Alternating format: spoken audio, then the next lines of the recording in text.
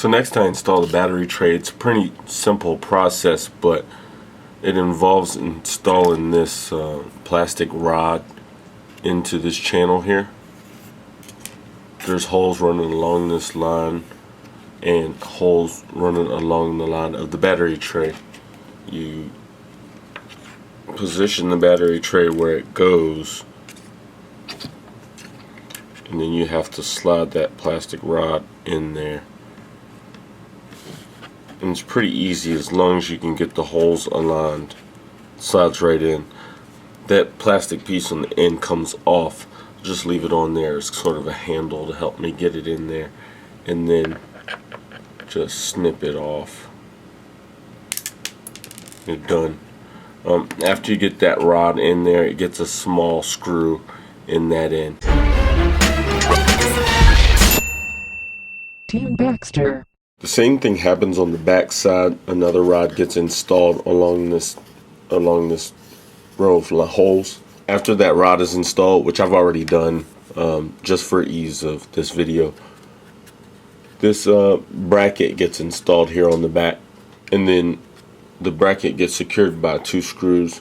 They're both going up into the chassis, and then you get one more screw that goes right in behind the rod, kind of capturing the rod and trapping everything in there.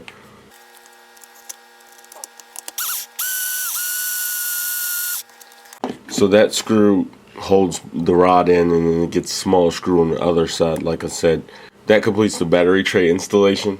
The battery tray pivots and opens and closes on that plastic rod that I installed earlier. Not sure how well that's going to do over time, but that's the way it gets installed. If it ever breaks, I might try to put a metal rod in there, but we'll see how it does. And then it gets closed by 2 regular body clips.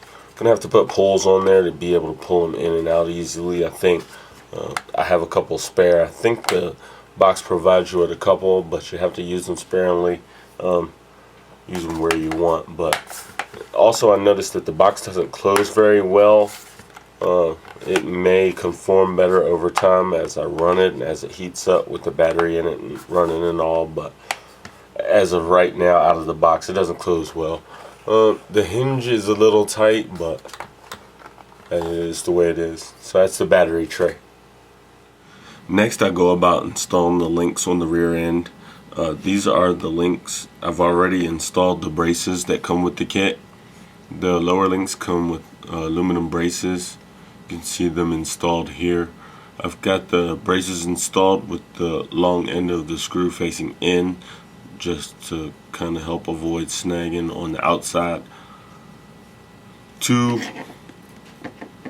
braces for the bottom have the aluminum links. The 2 links for the top also have braces, but they are plastic. They come with plastic support braces that are screwed on, and again, I have the screws facing inside to help avoid any kind of scratching, mainly for me. Kind of help my fingers out. Those screw ends are a little rough right now. These get installed onto the rear axle that I built much earlier. So the bottom links get installed onto this lower piece here. Get installed with a couple screws, of course, like so. And the top links get installed onto this upper piece in the 2 recessed areas. 1 link on each side, of course. And then this gets installed onto the chassis once the links are installed on it. So this is the rear end connected. This is only a part of it because I don't really need to show all of it. The sway bar is connected up top, and it just gets connected at the bottom by a set screw through the side. You can see just a hint of the set screw peeking through right there.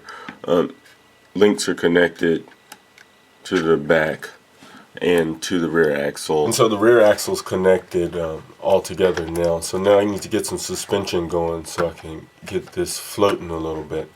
Move on to the shocks.